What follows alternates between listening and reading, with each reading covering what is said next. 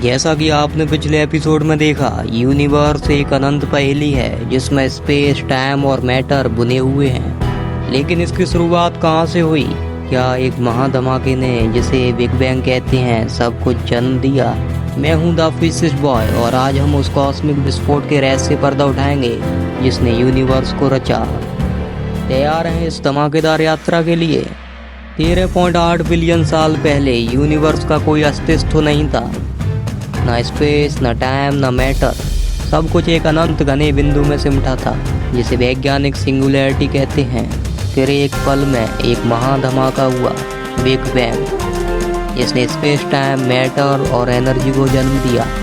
यह यूनिवर्स की शुरुआत थी। जॉर्ज लेमेत्रे, एक बेल्जियम वैज्ञानिक, सबसे पहले इस विचार को पेश किया कि यूनिवर्स एक बिंदु से शुरू हुआ।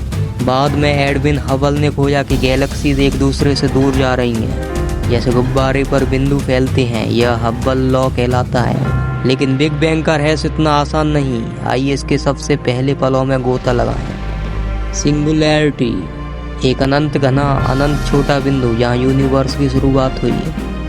हबल्स लॉ, गैलेक्सीज की दूरी और उनकी गति का संबंध जो यूनिवर्स के फैलाव को दर्शाता है। बिग बैंग का पहला सेकंड, यूनिवर्स का सबसे रहस्यमय पल। यह इतना गर्म और घना था कि कोई स्थिर मैटर नहीं था। वैज्ञानिक इसे प्लांक एपोक कहते हैं, जब समय और स्पेस बस जन्मे थे। क्वार्क्स, ग्लूऑन्स और लेप्टॉन्स एक उबलते सूप में नाच रहे थे। फिर एक अरब में सेकंड में कॉस्मिक इन्फ्लेशन शुरू हुआ। यूनिवर्स अचानक अरबों गुना बड़ा हो गया। एलन गुथ की इन्फ्लेशन थ्योरी कहती है कि यह तेज फैलाव यूनिवर्स को चिकना और एक समान बनाता है। लेकिन इस धमाके में क्या हुआ? क्वांटम फिजिक्स के नियम, जैसे हाइजेनबर्ग का अनिश्चितता सिद्धांत, इस कॉस्मिक नृत्य को नियंत्रित करते थे। यह एक ऐसा पल था जहाँ यूनिवर्स ने अपनी नींव रखी थी। वैज्ञानिक टर्म्स और सिद्धांत। प्लांक एपोक, बिग बैंग के पहले 10⁻⁻43 सेकंड, जब यूनिवर्स अति घना और गर्म था। कॉस्मिक इन्फ्लेशन, यूनिवर्स का तेज फैलाव जो बिग बैंग के बाद हुआ।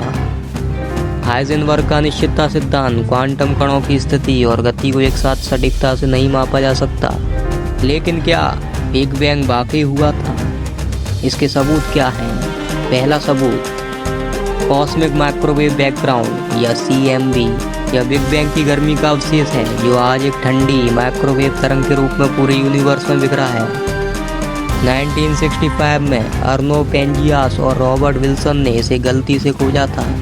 दूसरा सबूत, रेडशिफ्ट। एडविन हबल ने खोजा कि गैलेक्सी से आने वाला प्रकाश लाल तरंगों में बदल रहा है। इसका मतलब यूनिवर्स फैल रहा है। यह ठीक वैसा है जैसे सायरन की आवाज़ दूर जाने पर बदलती है। हबल्स लॉ इसकी पुष्टि करता है। ये सबूत बताते हैं कि यूनिवर्स एक बिंदु से शुरू हुआ।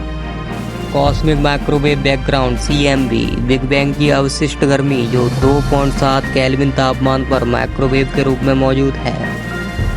रेडशिफ्ट, प्रकाश की तरंग दैर्घ्य का बढ़ना जो यूनिवर्स के फैलाव को दर्शाता है। बिग बैंग के कुछ मिनट बाद यूनिवर्स ठंडा होने लगा। न्यूक्लियोसिंथेसिस शुरू हुआ। पहली बार प्रोटॉन्स और न्यूट्रॉन्स ने मिलकर हाइड्रोजन और हीलियम के एटम्स बनाए। ये यूनिवर्स की पहली रासायनिक ईंटें थीं।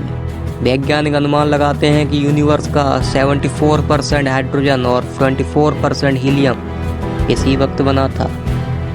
लेकिन यहाँ एक और रहस्य है, डार्क एनर्जी, एक रहस्यमय शक्ति। ये यूनिवर्स के फैलाव को तेज करती है। यह आज भी यूनिवर्स का 68% हिस्सा है, लेकिन इसका स्वरूप अनसुलझा है। इन एटम्स और डार्क एनर्जी ने यूनिवर्स को आकार देना शुरू किया। लेकिन तारे कैसे बने? न्यूक्लियोसिंथेसिस, बिग बैंग के बाद हल्के तत्वों हाइड्रोजन, हीलियम का निर्माण करना। डार्क एनर्जी, यूनिवर्स के त्वरित फैलाव को चलाने वाली रहस्यमय शक्ति। बिग बैंग ने यूनिवर्स को जन्म दिया। स्पेस, टाइम, मैटर और एनर्जी की नींव रखी। जॉर्ज लेमेत्रे, हबल और एलन गुथ ने इसके रहस्यों को खोला। लेकिन पहले तारे कैसे बने और पहले सेकंड में क्या हुआ जिसने यूनिवर्स को आकार दिया? हम अगले एपिसोड में जानेंगे कि तारे कैसे बने और यूनिवर्स का आकार कैसे बढ़ता गया। आज हमने बिग बैंग के रहस्य से पर्दा उठाया, लेकिन यह कॉस्मिक सफर अभी शुरू हुआ है। कमेंट में बताओ, बिग बैंग का कौन सा रहस्य तुम्हें हैरान करता है? CMB, रेडशिफ्ट या डार्क एनर्जी?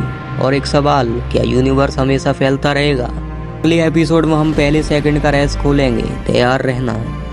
सब्सक्राइब करो, बेल दबाओ और द फिशिश बॉय के साथ इस कॉस्मिक पहेली को सुलझाते रहो। ते अगले एपिसोड में, तब तक यूनिवर्स के रहस्यों में खोए रहो।